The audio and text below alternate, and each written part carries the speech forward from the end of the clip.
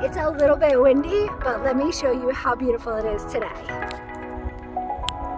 Zoom out a little for you. But it is a beautiful sunny day. We just came from right down that path and walked up through the dunes, and we are heading out to the beach, parking lot 6 at the Parker River Wildlife Refuge.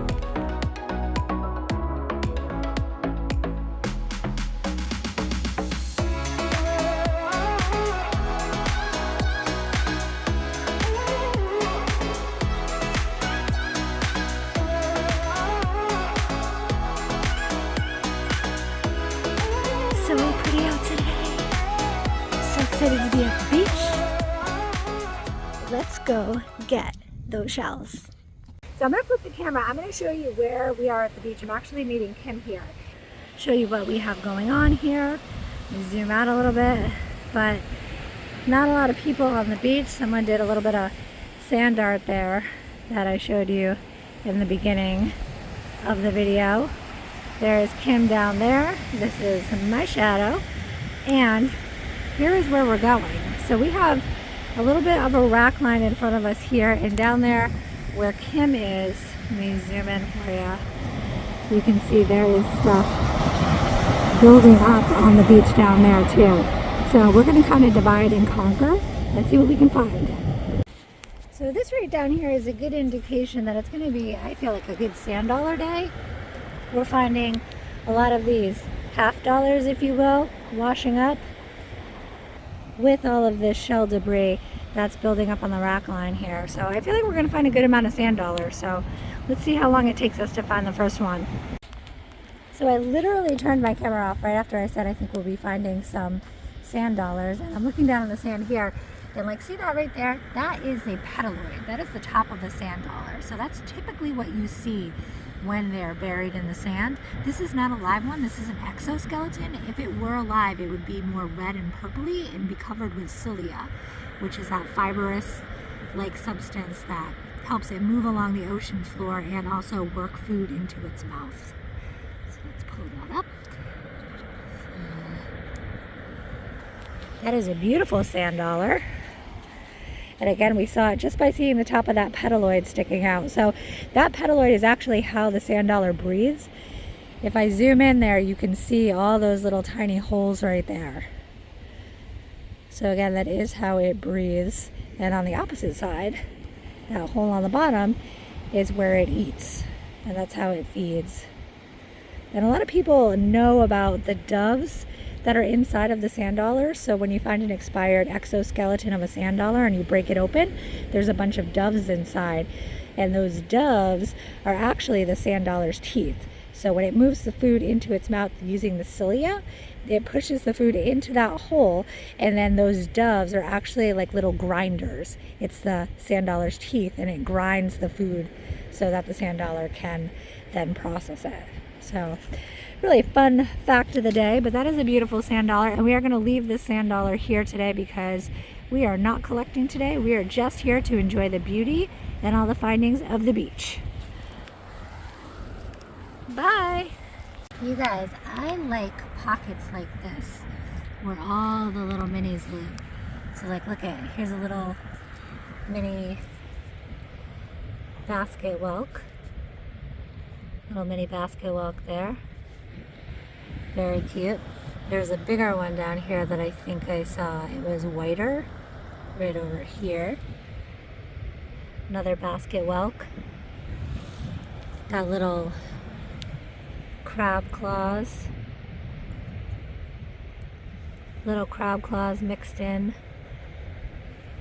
Down here we have also little baby Atlantic surf clams.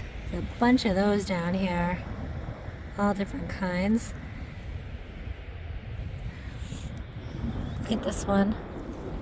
This one's like a perfect little mini Atlantic surf clam. I'll find a bigger one to show you later so you can see how big they actually get here on Plum Island. So there are more really cute little mini Atlantic surf clams, if I can clean it off for you. Mini Atlantic surf. And then over here we have a mini quahog, which is another hard-shell clam that's here on Plum Island.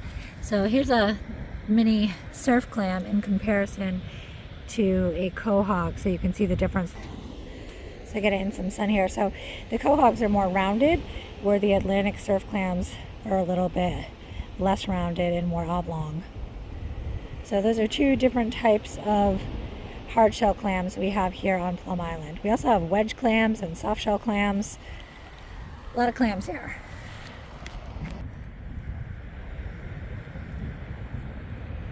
Cute little baby dog whelk. Ooh, this is a good find. This is if I can get it into some sand for you, I'm kind of sinking down here.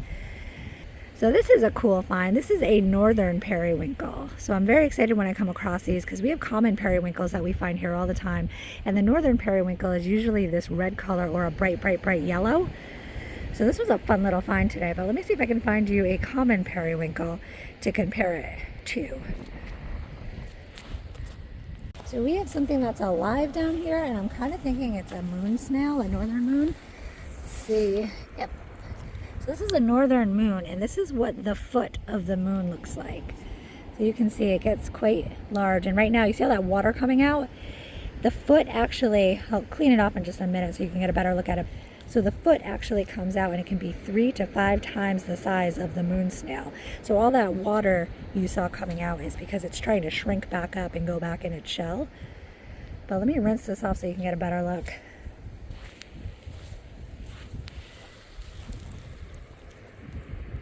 You'll see that go right back inside, and you'll see the operculum, which is this amber color little door here closing up, and that operculum is actually what protects it from predators. But also, because these are intertidal, they come in with the tide and then they have to stay out of the water, and they don't have any water until the next tide comes in and picks them up. So that little door helps them keep moisture and water inside to withstand the time that they have to spend in between tides.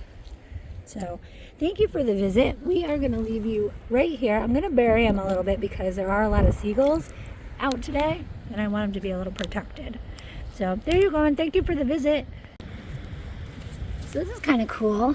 Found a little piece of this back there. I'll get it in some light for you.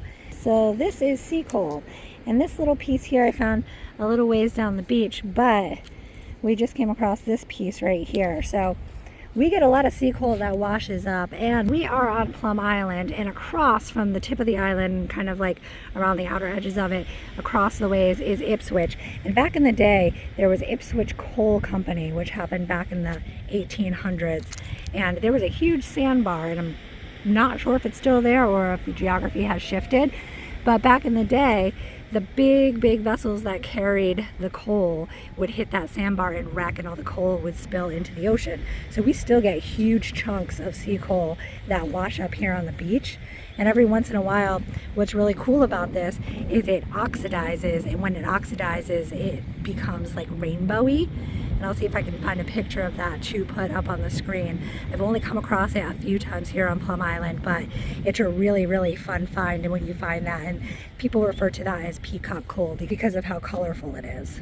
But we're going to leave this here because, again, we're not collecting today, but just a fun little find.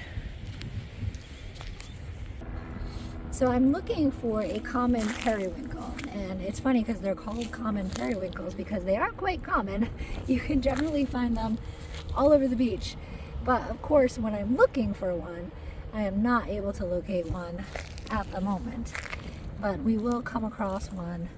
I can almost guarantee it by the end of our beach hunt today, because I do want to compare that other species of periwinkle that we found. This cute little baby sand dollar. Look how tiny some of this stuff is. Crazy. It does have a little break on the top of it, but very cute. While we're on the topic of minis, I was looking for one earlier today, but this is a mini moon. So that is a mini northern moon. Zoom in for you. Take a better look at that. So something like this small and even smaller, it starts out like a fraction of this size. And then it gets to be one of those mega moons that we find here on the island. So it's kind of crazy. That's what I love about the beach.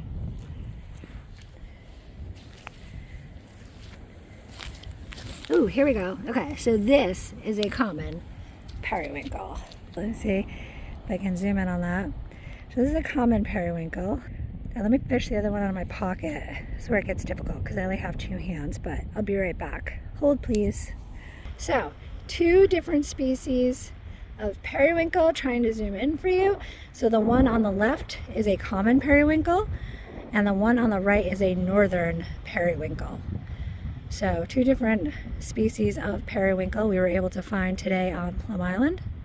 So very cool, you can see the differences there.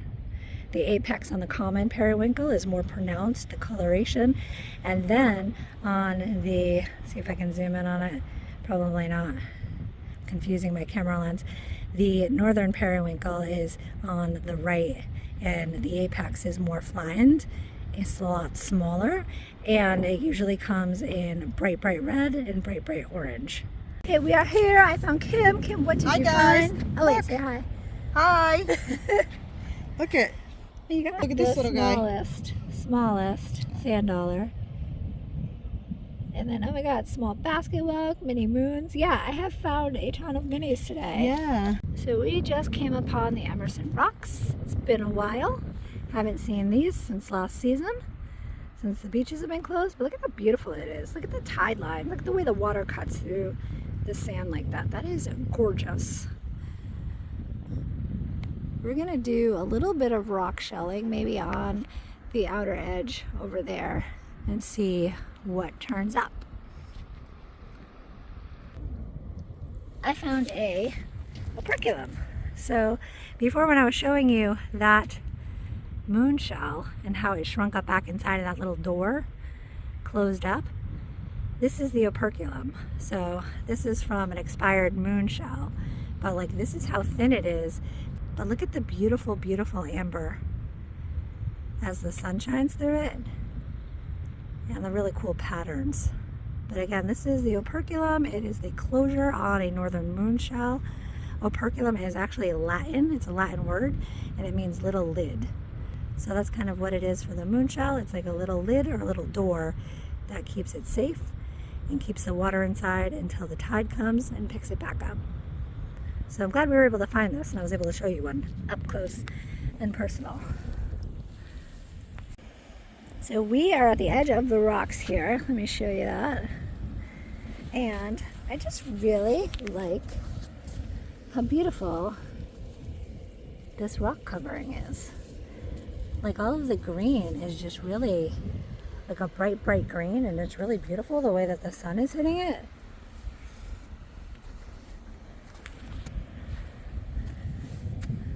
It's like on all of these rocks.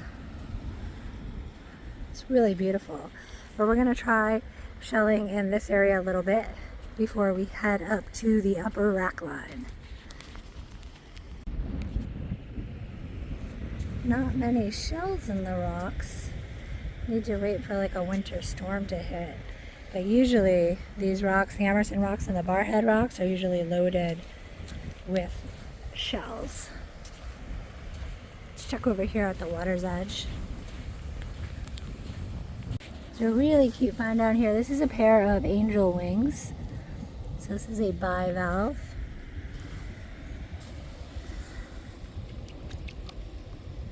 Really small pair of angel wings here. So in Florida, in the warm water angel wings, these get up to be like 7 or 8 inches. So these are tiny ones here. And these are also false angel wings.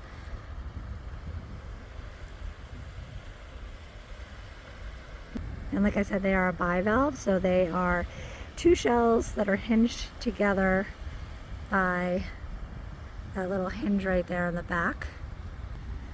And they are a pittic bivalve, which means those pieces of waterlogged wood and sandstone that you find on the beach with holes in them, they're those perfectly drilled holes in the sand and the waterlogged wood, those are from pittic bivalves, where they when they are small and juvenile, they actually set up in the wood, and as they grow, see all the serration on the edges? They get bigger and they wiggle and they move and they kind of drill a perfect hole in the waterlogged wood or sandstone. So that is what is responsible for those perfectly drilled holes when you see them. Not the ones in the shells. The ones in the shells are done by a radula, which is from a predatory mollusk like a moon snail or a dog whelk. But these are pittic bivalves. So this is a false angel wing.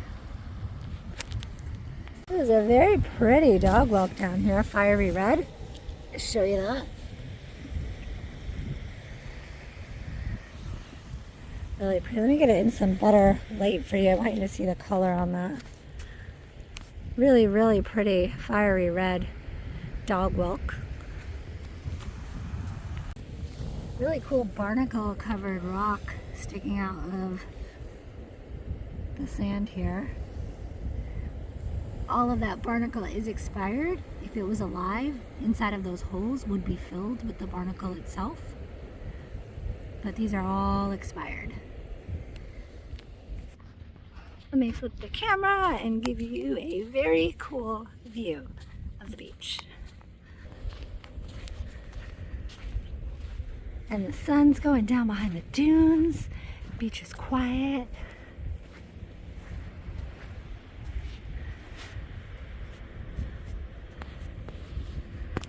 You guys, I was so excited we were able to get to the beach tonight. I do have to get home. The sun is going down and I have an early morning flight.